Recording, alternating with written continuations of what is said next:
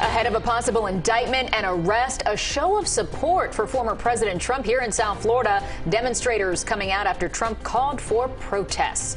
Sources tell CBS News that the New York grand jury investigating Trump is nearly done with its work, but there's still no timeline for any announcements. For now, it's a waiting game for former President Trump and the various law enforcement agencies across the country bracing for possible protests. CBS News Miami's Joan Murray is live in Palm Beach with the very latest. Joan?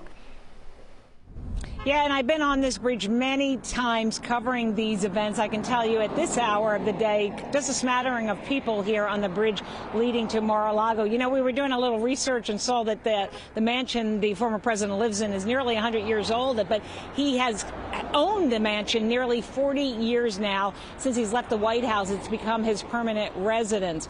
So just to recap what's going on this week, on Tuesday, the former president said he was going to be arrested. We know now that did not happen.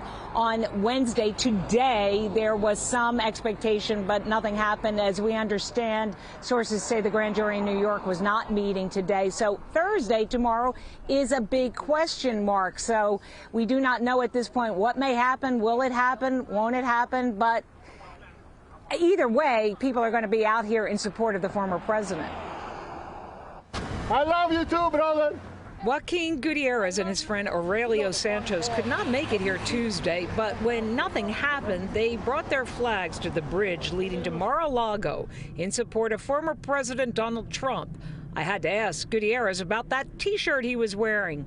Make sure so if you don't like Donald Trump, then you don't like me.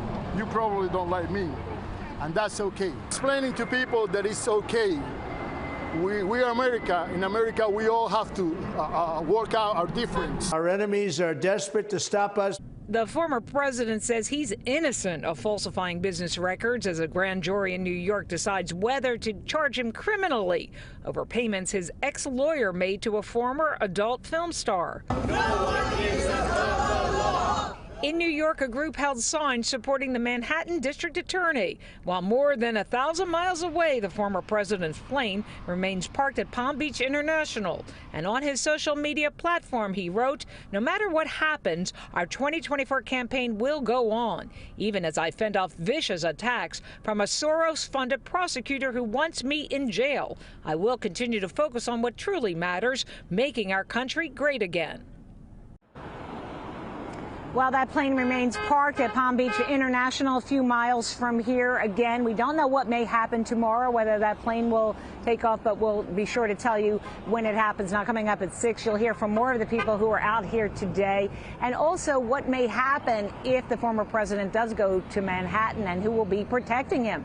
That's all new at 6. Reporting live on Palm Beach, Joan Murray, CBS News, Miami. Looking forward to those stories, Joan. Thank you. Meantime,